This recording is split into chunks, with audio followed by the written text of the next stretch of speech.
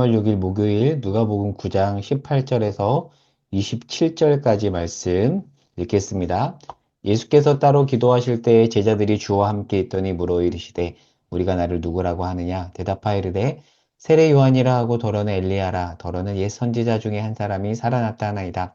예수께서 이르시되 너희는 나를 누구라 하느냐 베드로가 대답하여 이르되 하나님의 그리스도 시인이다 하니 경고하사 이 말을 아무에게도 이르지 말라 명하시고 이르시되 인자가 많은 고난을 받고 장로들과 대제사장들과 서기관들에게 버림받아 죽임을 당하고 제3일에 살아나야 하리라 하시고 또 무리에게 이르시되 아무든지 나를 따라오려거든 자기를 부인하고 날마다 제 십자가를 지고 나를 따를 것이니라.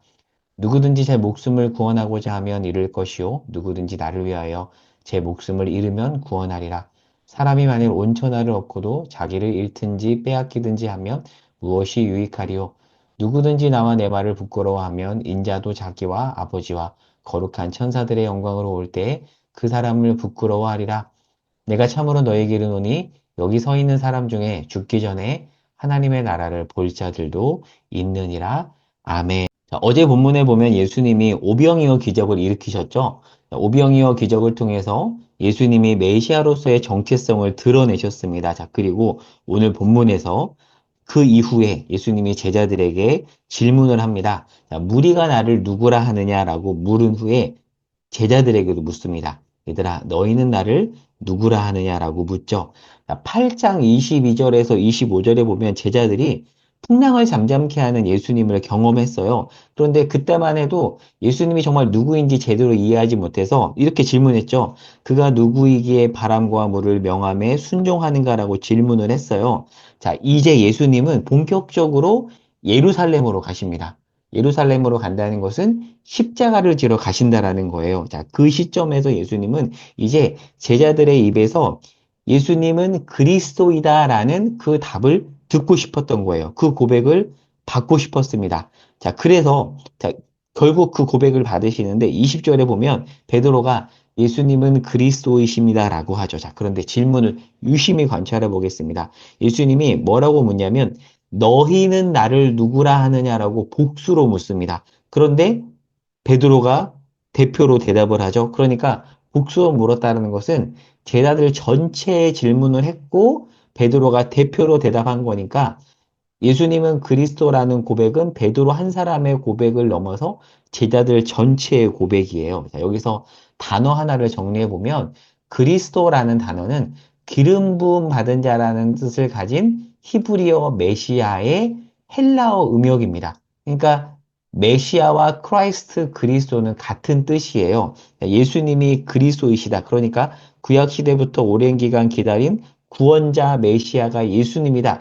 그런 의미가 이 개념 안에 담겨 있는 겁니다. 그러니까 지금 예수님은 그 고백, 구약에서 예언된 메시아가 나다라는 고백을 제자들로부터 받고 싶었던 거죠. 하지만 베드로가 이 고백을 하자 예수님이 뭐라고 말하냐면 경고하사 야 너희만 알고 있고 아무에게도 내가 메시아라는 것을 말하지 말라고 해요.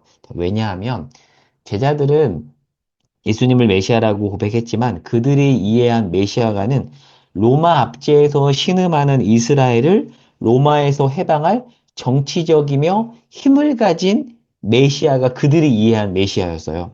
그러니까 아직 온전한 메시아관을 갖고 있지 못했던 거죠. 자, 마태복음에 보면 이 시점의 제자들은 예수님의 죽음과 부활을 생각하지 못하고 예수님이 정치적 메시아로 등극하면 뭔가 힘을 가질 것이고 옆자리 하나씩 하나씩 뭐 장관이나 참모 자리를 줄 텐데 거기 자리 하나 차지하고 싶어서 서로 누가 높냐라고 싸웠잖아요. 그 생각에 들떠 있는 겁니다. 지금 제자들은 온전한 메시아관을 갖고 있지 못했죠. 자, 그런데 진정한 메시아로서의 예수님은 힘과 권력이 아니라 십자가와 섬김으로 하나님 나라를 이루시죠. 하지만 제자들은 아직 이 생각까지 이르지 못했습니다. 자, 이후에 예수님은 처음으로 제자들에게 순환을 예고하십니다. 1차 순환 예고예요.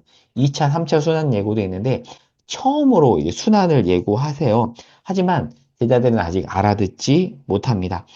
알아듣지 못하고 이해할 때까지 시간이 걸리겠지만 예수님은 천천히 지금 순환을 통해 이루어지는 하나님 나라를 제자들에게 알려주죠. 나중에 깨달을 것입니다. 자, 그리고 27절을 보겠습니다.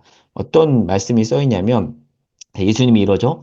여기 서 있는 사람 중에 죽기 전에 하나님의 나라를 볼 자들도 있다라고 하는데, 자, 이 구절에 대한 해석은 분분한데요. 혹자는 예수님의 죽음, 부활, 승천, 어떤 학자는 오순절 성령 강림, 심지어는 나중에 있을 성전 파괴, AD 70년에 로마의 티투스 장군이 무너뜨리는 그 성전, 그때 사건을 성전 파괴라고 하는데, 그것을 염두에 둔 표현이다라고 해석하기도 하지만, 정확하게 말하면 내일 본문과 이어서 봐야 됩니다. 자, 내일 변화산 사건이 나오거든요. 그러니까 앞으로 보게 될 하나님 나라의 그 영광이 변화산 사건과 연결된다는 건데, 변화산 사건을 통해서 그 영광을 미리 보여주는 거예요. 내일 좀 자세히 살펴보도록 하겠습니다.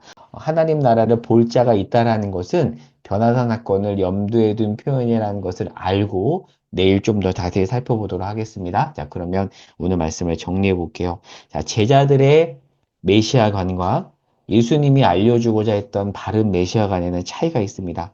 제자들의 메시아관에는 어떤 것에 방점이 있었죠? 힘과 유명세, 권력에 있었습니다. 사실 오늘날 우리의 예수관, 교회관도 별반 다르지 않다라고 생각합니다. 그런데 예수님은 계속해서 말씀을 통해서 우리의 잘못된 교회관과 메시아관, 예수관을 깨뜨리십니다. 오늘 말씀을 통해서 우리에게 질문을 던지면 좋겠어요. 우리의 예수상, 교회상, 교회관이 세상과 너무 똑같은 건 아닌가? 교회는 순환과 십자가 없이 존재할 수 없는데요. 우리는 어느 순간부터 십자가를 빼고, 사실 세상이 제일 싫어하는 게 십자가잖아요. 고난 없는 영광이잖아요.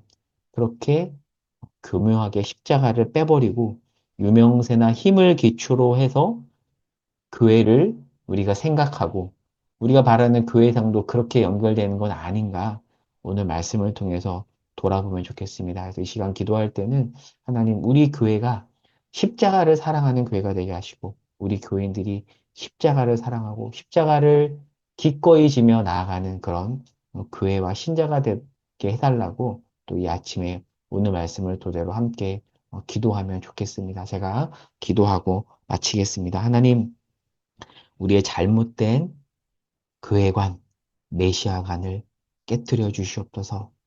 예수님의 이름으로 기도합니다. 아멘.